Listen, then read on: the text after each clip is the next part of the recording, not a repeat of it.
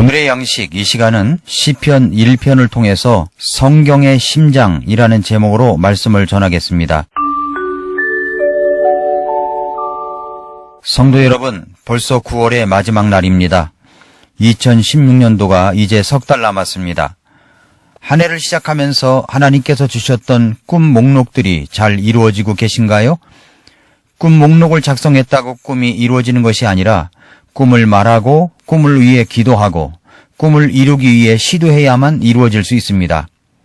다시 2016년을 시작하면서 기록했던 꿈 목록을 살펴보십시오. 아직 꿈 목록을 기록한 적이 없다면 오늘이라도 그것을 기록해 보십시오. 남은 석 달 동안 하나님께서 여러분의 꿈을 이루어 주실 것입니다. 그러나 무엇보다 한 해를 지나고 나면 한 가지만이라도 훈훈하고 따뜻한 여운으로 남을 수 있는 것은 역시 말씀을 가까이 한 것입니다. 히브리서 4장 12절 13절에서 하나님의 말씀은 살아있고 권능이 있으며 양날 달린 어떤 검보다도 예리하여 혼과 영과 및 관절과 골수를 찔러 둘로 나누기까지 하고 또 마음의 생각과 의도를 분별하는 분이시니 그분의 눈앞에서 드러나지 아니하는 창조물이 하나도 없고 모든 것이 우리와 상관하시는 그분의 눈에 벌거벗은 채 드러나 있느니라 라고 했습니다.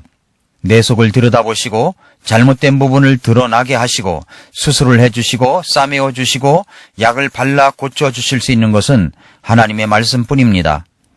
그래서 시편 기자는 고난과 역경 속에서도 견딜 수 있었던 것은 말씀 때문이었다고 고백하는 것입니다. 시편 119편 67절과 71절을 보면 고난당하기 전에는 내가 길을 잃었사오나 이제는 주의 말씀을 지키고 있나이다. 고난당한 것이 내게 유익하오니 이로써 내가 주의 법규들을 배우게 되었나이다 라고 했습니다. 그래서 이 말씀이 너무 좋기 때문에 시편 119편 72절에서는 주의 입의 법이 내게는 천천의 금은보다 더 좋으니이다 라고 고백한 것입니다. 말씀을 통해서 받은 은혜가 너무 크기 때문에 이 말씀이 내게는 천천의 금은보다 세상의 어떤 큰 가치보다 돈보다 집보다 자동차보다 내가 소중히 여기는 그 어떤 것보다 비할 수 없이 좋다고 고백할 수 있는 사람들, 이런 사람들이야말로 성경이 말씀하고 있는 복 있는 사람들입니다. 시편은 어떤 책입니까? 시편이 어떤 책인가 하는 것을 시편과 연관하여 독일의 본 회퍼 목사님이 남긴 이야기가 있습니다. 본 회퍼 목사님 하면 두 가지 질문을 생각하게 합니다.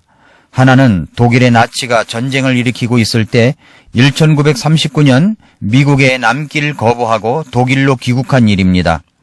당시 독일행은 맨몸으로 굶주린 사자굴로 들어가는 일과 다름이 없었습니다. 목숨을 걸어야 하는 일이었습니다. 실제로 그는 1945년 4월 9일 형장의 이슬로 사라지게 되었습니다. 그는 왜 어떻게 목숨을 버리는 결심을 하였을까요? 무엇이 이 담대한 선택을 가능하게 했단 말입니까? 또 하나는 나치 전복 음모의 실패 후 그의 옥중 생활입니다. 사형수로서 목전의 죽음에 대한 동요는 거의 없었습니다. 같이 수감 생활을 했던 페인 베스트의 증언에서 본 회퍼는 쾌활했고 내가 이전에 만났던 사람들 중 하나님이 정말로 가까이서 함께한 몇 안 되는 이들 중에 한 명이었다. 그는 아주 작고 하찮은 생명에 대해서도 늘 기뻐하고 행복해했으며 작은 일에도 깊이 감사하는 사람이었다라고 했습니다. 형 집행을 통보받고 사형장으로 가는 길에도 그는 이것이 마지막이나 나에게는 생명의 시작이요 라고 말했습니다. 죽음이 눈앞에서 빤히 쳐다보는 상황에서도 표현할 수 있었던 비결은 무엇이었을까요? 무엇이 그를 그토록 침착하게 만들었단 말입니까? 본 회퍼 목사님이 쓴 책 가운데 본 회퍼의 시편 2해라는 책이 있습니다. 이 책은 그의 생애 마지막으로 쓴 책입니다. 그의 생애 마지막 작품이라면 그가 감옥에서 생의 마지막 부분, 사형수로서의 그 시련의 기간들을 견디고 통과하게 한 힘은 바로 시편 말씀이었지 않았겠습니까? 실제로 그가 교장으로 있었던 핑겔발데 신학교의 예배는 시편 낭송으로 시작한 구약과 신약 읽기 그리고 묵상과 기도였다고 합니다. 그 어떤 책보다 시편을 먼저 읽음으로 그들은 예배의 문을 열고 전쟁의 광기가 충만한 시대를 믿음으로 거슬러 갈 수 있는 힘을 얻었던 것입니다. 그렇다면 도대체 시편은 어떤 책입니까? 본 회포는 시편을 어떤 책이며 어떻게 읽었기에, 시편이 어떤 힘이 있었기에 생의 마지막 불꽃을 그렇게 밝고 뜨겁게 태워 올릴 수 있었단 말입니까?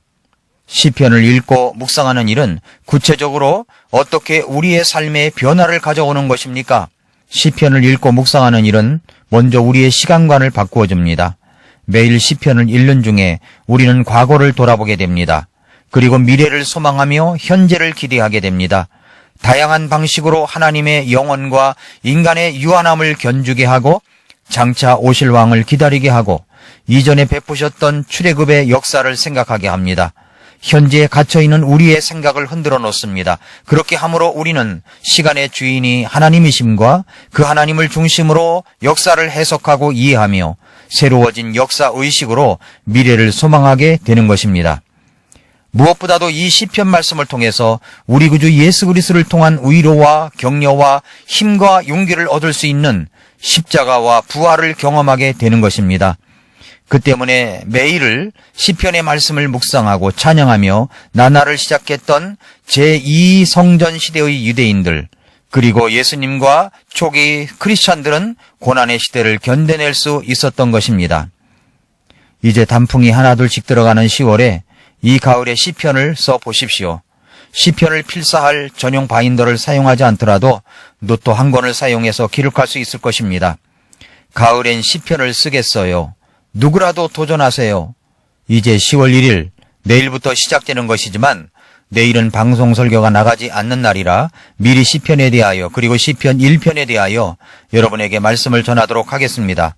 시편 1편은 6절입니다. 긴 잠언 한 장의 말씀을 기록했던 분들은 6줄을 거뜬하게 쓸 것입니다. 먼저 시편 1장을 읽으십시오. 묵상하면서 읽으시기 바랍니다. 그리고 읽으면서 깨달은 것들을 한 줄이라도 기록해 보십시오. 그리고 필사를 시작하십시오. 필사를 마치고 나면 깨달았던 내용을 누구와 나눌 것인가를 생각하고 기록해 보십시오. 이런 손으로 매일 한다면 시편 말씀의 한 장 한 장이 우리 자신에게 큰 은혜의 말씀으로 들어오게 될 것입니다. 시편 1장의 제목을 붙인다면 복 있는 사람의 특징에 대하여 말씀하고 있습니다. 그리고 인생의 두 길에 대해서 말씀합니다. 6절 말씀에서처럼 의로운 자들의 길과 경건치 아니한 자들의 길입니다. 복이 있는 사람, 의로운 자는 특징이 있습니다. 시편 1편 1절부터 3절을 보면 경건치 아니한 자들의 계획대로 걷지 아니하고 죄인들의 길에 서지 아니하며 조롱하는 자들의 자리에 앉지 아니하는 사람은 복이 있나니 그는 주의 율법을 기뻐하며 그분의 율법을 밤낮으로 묵상하는도다. 그는 물 있는 강가에 심은 나무 곧 제철에 열매를 맺는 나무 같으며 그의 잎사귀 또한 시들지 아니하리로다. 그가 하는 것은 무엇이든지 형통하리로다 라고 했습니다. 1절부터 3절의 특징을 보면 경건한 사람의 특징이 있습니다. 먼저 소극적 특징은 경건치 아니한 자들의 계획대로 걷지 않습니다. 또한 죄인들의 길에 서지 않습니다. 그리고 조롱하는 자들의 자리에 앉지 않습니다.